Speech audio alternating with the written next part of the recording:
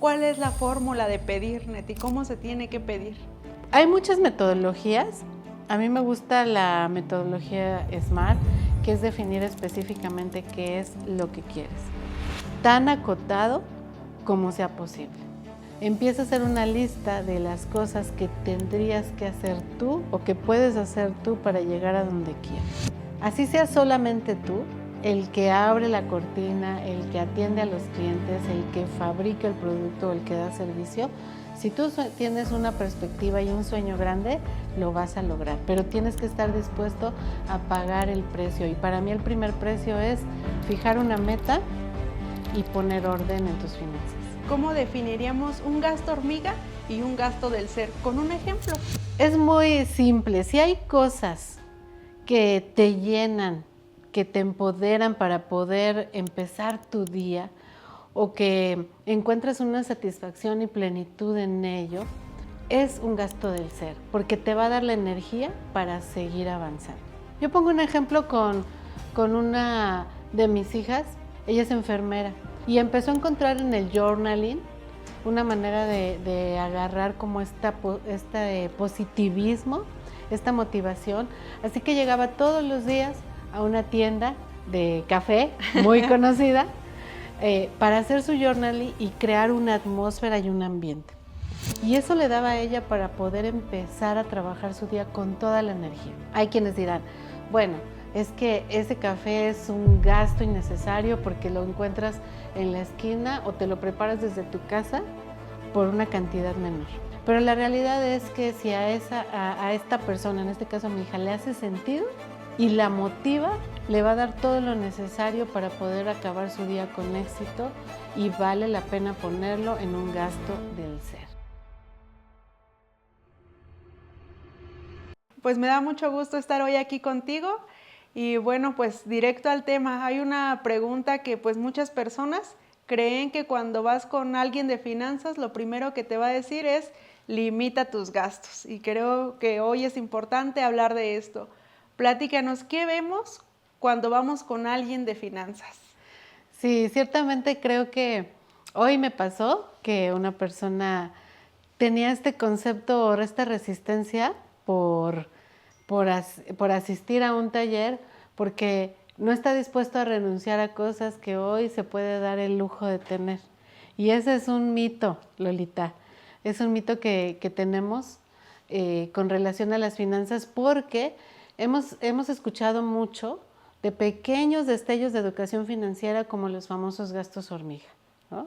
Y entonces sentimos que eso nos va a limitar y entonces mejor decimos, no, yo no tengo fuerza de voluntad para poder dejar cosas que me hacen sentir bien. Y yo los llamo gastos del ser a esas cosas que te hacen sentir bien y a las que ya estás disfrutando y que no tienes por qué renunciar a ellas. Entonces el primer mito con respecto al coaching financiero que tenemos que romper, porque tu estilo de vida siempre está para subir y eso no quiere decir que malgastes el dinero o que te tengas que limitar para poder disfrutar de la plenitud de tener una buena administración. Neti, pues es muy interesante esta parte y cómo definiríamos un gasto hormiga y un gasto del ser, con un ejemplo. Gracias. Sí, mira, es muy simple. Si hay cosas que te llenan, que te empoderan para poder empezar tu día o que encuentras una satisfacción y plenitud en ello, es un gasto del ser, porque te va a dar la energía para seguir avanzando. Tan simple como eso. Yo pongo un ejemplo con una de mis hijas que tiene un ritual muy especial o muy particular para empezar su labor. Ella es enfermera y obviamente la energía de estar en un hospital, de estar en cuidados intensivos con los pacientes, pues es muy baja. Y empezó a encontrar en el journaling una manera de agarrar como este positivismo, esta motivación. Así que llegaba todos los días a una tienda de café muy conocida para hacer su journaling y crear una atmósfera y un ambiente. Y eso le daba a ella para poder empezar a trabajar su día con toda la energía. Hay quienes dirán, bueno, es que ese café es un gasto innecesario porque lo encuentras en la esquina o te lo preparas desde tu casa por una cantidad menor. Pero la realidad es que si a esta persona, en este caso a mi hija, le hace sentido y la motiva, le va a dar todo lo necesario para poder acabar su día con éxito y vale la pena ponerlo en un gasto del ser. Pero si no, si en contrario de eso para ti no es relevante, no tiene caso que lo hagas solo por convivir, solo por aparentar, porque entonces no está llenando una satisfacción personal y muy personal de lo que a ti te hace sentir bien. Entonces, es esta parte de autoconocimiento que te va a permitir tomar decisiones en conciencia y discernir qué es un gasto hormiga para ti, que no te está edificando, no te está sumando, ni si solo lo haces por rutina, solo lo haces por convivir, pero en ningún momento te llena de alguna satisfacción personal. Pues ahí lo tienen, el ir con alguien de finanzas no es limitar tus gastos, es crecer tus ingresos y al mismo tiempo pues identificar qué es un gasto hormiga, pero también qué es un gasto que nos hace ser y nos hace potencializar lo que somos.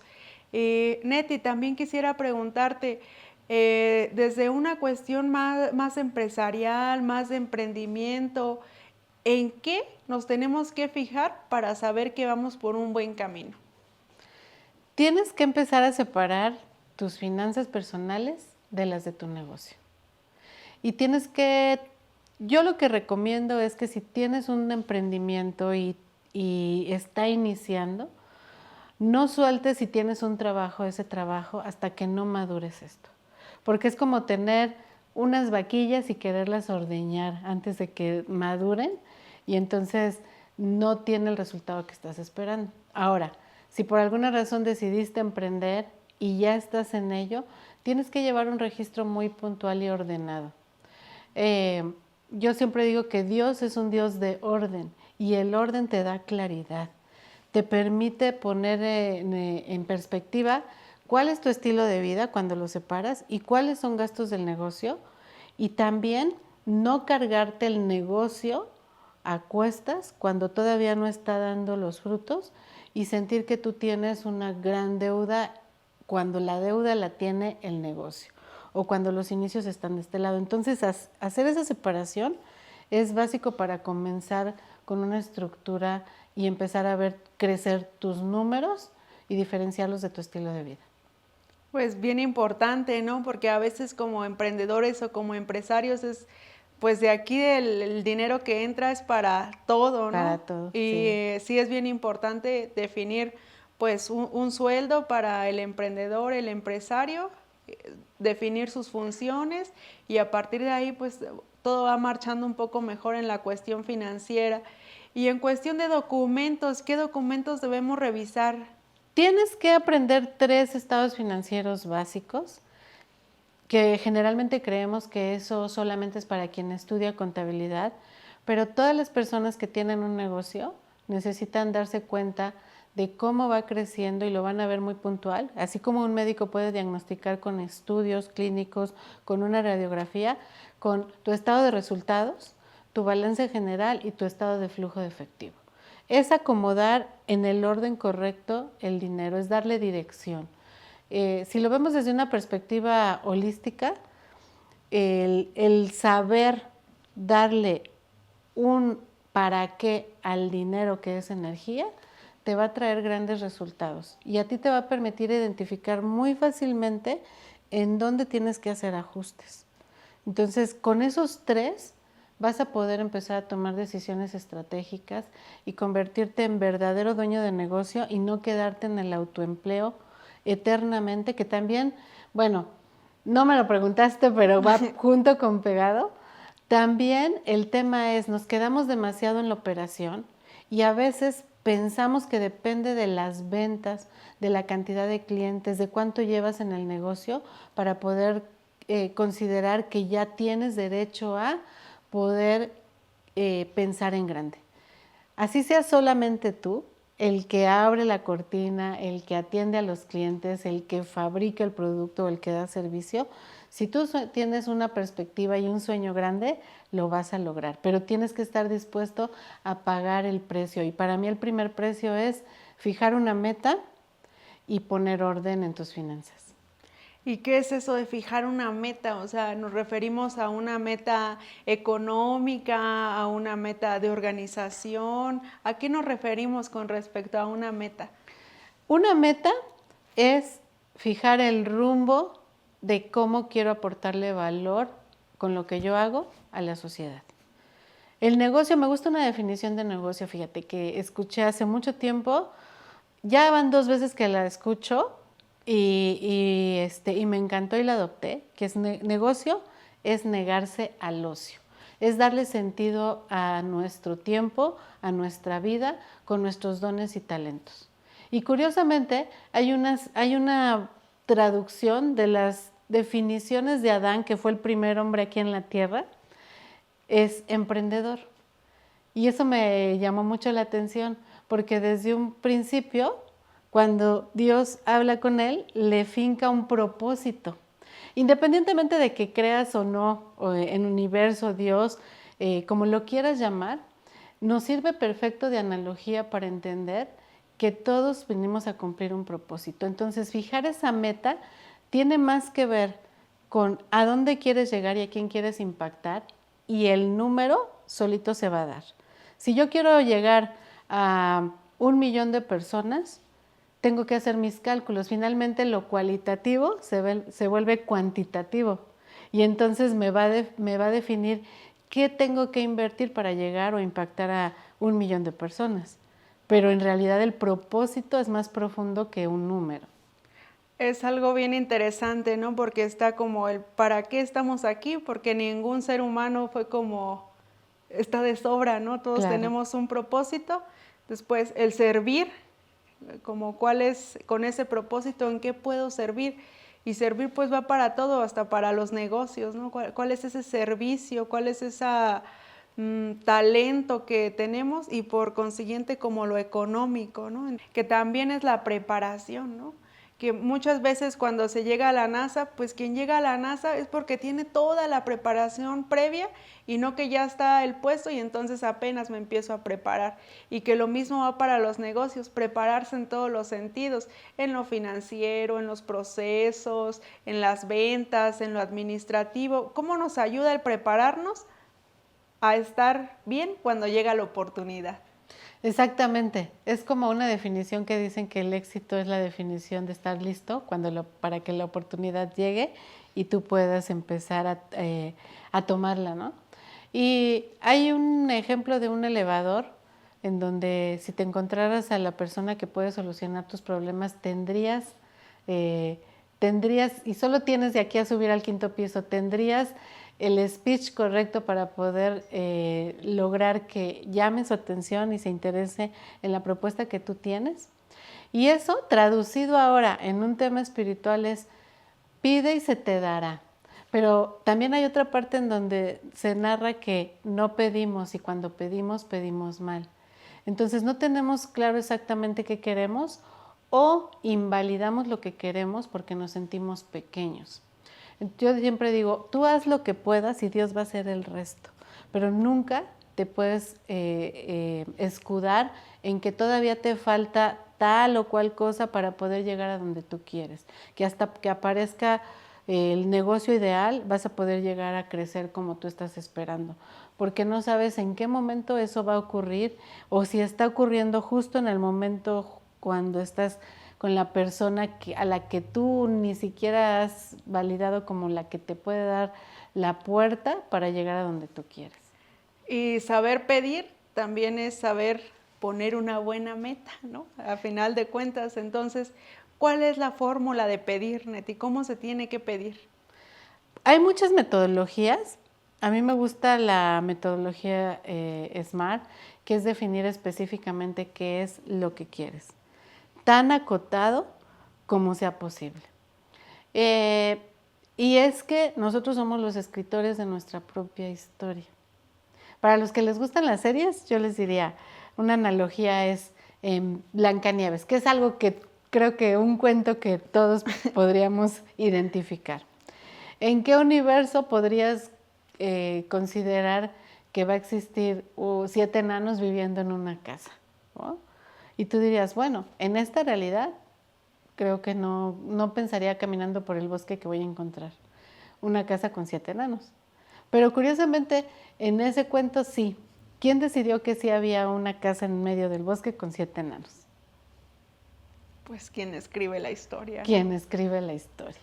Entonces, el autoconocimiento, que yo creo que es en lo primero que tenemos que invertir, porque conocemos a todo mundo, menos a nosotros mismos, podemos definir cómo va a actuar fulanito, sultanito. El autoconocimiento te va a definir exactamente qué quieres. Y lo siguiente es que no le pongas límite a tu sueño. Empieza a hacer una lista de las cosas que tendrías que hacer tú o que puedes hacer tú para llegar a donde quieres. Define claramente qué es lo que quieres con pelos y señales. Si quieres un auto rojo, modelo 2025, si quieres un auto, que ese auto tenga vestiduras azules, aunque no lo encuentres en un catálogo, yo te aseguro que si lo tienes claro, va a ocurrir. Y tienes que estar alerta. Ahora, pero si no tienes el dinero, comienza por sacar tu licencia, por aprender a manejar, por ponerlo en un ejemplo muy práctico, ¿no? Entonces, esos son pasos de fe que están acompañados de acciones muy puntuales. ¿De qué sirve que me regalen un coche el día de mañana alguien me regale un coche o tenga la intención de regalármelo y me pregunta, ¿sabes manejar? Y tú le dices, no. Entonces, ¿qué va a pasar? Te va a descartar para la posibilidad de darte el coche, porque no tienes lo que necesitas para poder conducirlo. Claro, ¿no? Regresamos al mismo ejemplo de la NASA, que piden muchos requisitos y si no los cumples, pues no entras. Es lo mismo acá, o sea, te estás preparando para el momento en el que esto ocurra y es una constante preparación tanto personal como constante en los negocios para que el negocio pueda seguir creciendo y evolucionando y llegando a esa meta para la cual pues se ha empleado y se ha trabajado en mucho tiempo, ¿no? Y Neti, otra pregunta que quisiera hacerte es, ¿cómo Neti se organiza en su día a día para apoyar a las personas? ¿Cómo se prepara Neti? Primero, creo que la experiencia de todas las cosas que me han tocado vivir son un gran cúmulo de oportunidades para poder ayudar a las personas por donde no o por donde sí. La escucha activa, cuando estoy en un grupo, es importante dejar afuera todas las cosas y estar en presencia, en el aquí y en el ahora, y no ocupándote de otras cosas que no se pueden resolver. El conocimiento es importante porque la gente va a creer lo que tú digas inicialmente y tú tienes que estar seguro de que lo que estás diciendo en cuanto a cosas muy técnicas o muy puntuales que van a llevarte a un resultado, las estés diciendo en total ética y con total confirmación. Entonces, eso requiere de una preparación previa. Yo si no estoy frente a un cliente, estoy atrás de un libro, estoy buscando la siguiente capacitación y mentoría, porque las cosas van cambiando constantemente. Hay principios que son inamovibles, que son mi base del negocio, los espirituales, que sé que van a funcionar, pero la actualización de cómo se aplican en los negocios es constante, es rápida. Entonces no hay tiempo que perder. Pero cuando estamos frente de una conferencia o de un taller, es importante identificar la necesidad de las personas. Porque es como cuando vendes un producto, las características técnicas no son tan importantes como que le resuelvas un problema. Y saber leer a tu público, saber poner los ejemplos ideales que le van a ayudar o reducir el tiempo y la curva de aprendizaje, pues para mí es importante, para mí es prioritario centrarme en la necesidad de la persona. Y fíjate que eso lo aprendí cuando di clases muchos años. Tú sabes que los sueldos en el tema magisterial no son los mejores, pero esa pasión de estar frente a un grupo, para mí era como perderme en dar lo mejor para los alumnos y para que llegaran a un resultado y olvidarte del beneficio que te puede aportar. Entonces, en ese caso, como no era tanto, pues mejor ni te acordabas porque decías, no, pues sí, no tanto esfuerzo, ¿no? Pero a veces cuando vas a cerrar un gran negocio te tienes que olvidar del beneficio que vas a tener tú.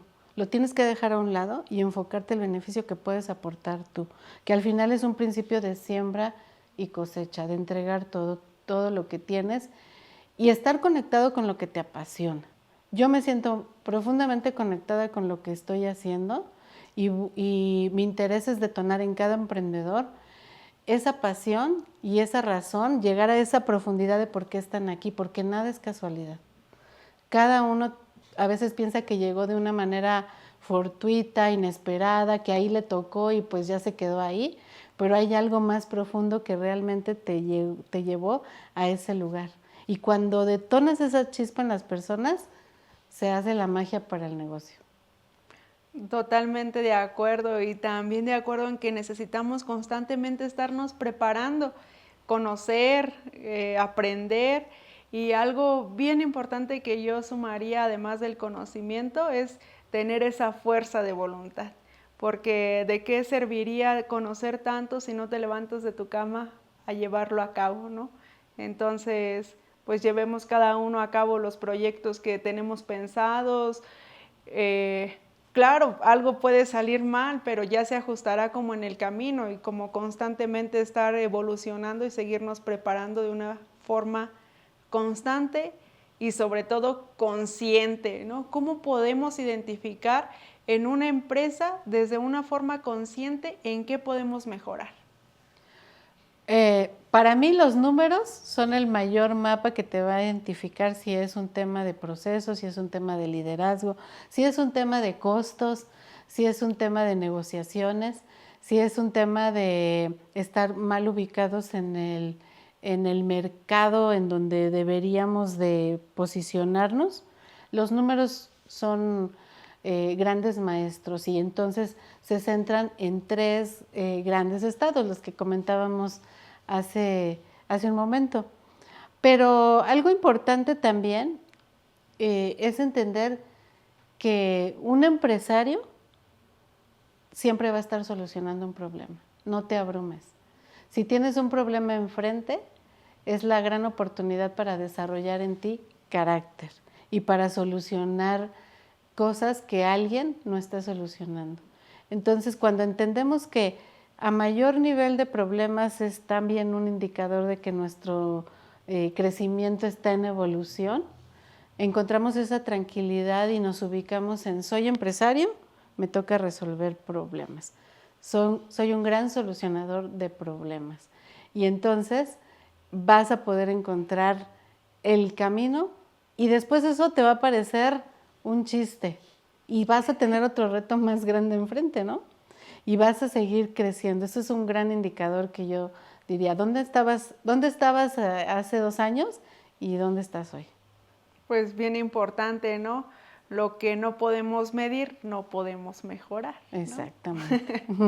Entonces es bien importante también hacernos esas preguntas de forma consciente, cómo he evolucionado, cómo estaba trabajando hace, no sé, 2 años y cómo lo estoy llevando hoy a cabo, y podremos darnos cuenta de lo mucho que hemos evolucionado. Neti, un mensaje que quisieras aportar para los emprendedores y para los empresarios. Pues algo que me gustaría decirles a todos los empresarios es que numéricamente, si no me equivoco, aportamos más del 80% del Producto Interno Bruto. Y eso para mí es muy valioso porque generamos empleo, generamos soluciones para la sociedad y si profundizamos en eso, estamos bajando el cielo a la tierra, porque a veces nos quedamos en conceptos muy abstractos, pero en realidad el hacer que la sociedad camine, que la gente pueda llevar dinero a sus hogares, que tú puedas resolver un problema que aqueja a uno o a muchos, para mí son héroes sin capa. Así que te animo a que sigas avanzando en este trayecto emprendedor. Yo sé que el emprendimiento o las empresas son caminos solitarios, pero son caminos que valen, no la pena, valen el esfuerzo que sigamos haciendo, porque es lo que permite que tengamos una sociedad útil, de servicio y de propósito. Pues te agradezco mucho el que estés aquí y recordando 4 puntos. 1, seguir aprendiendo y aprendiendo y aprendiendo para cuando llegue la oportunidad. 2, tener este documento de flujo de efectivo. 3, el estado de resultados. ¿Y cuál sería el cuarto, Neti? El balance general. El balance general. Entonces ahí lo tenemos, los 4 puntos más importantes que aprendimos hoy en este espacio y pues muchas gracias por escucharnos, muchas gracias por estar aquí, Neti. Gracias a ti, Lolita.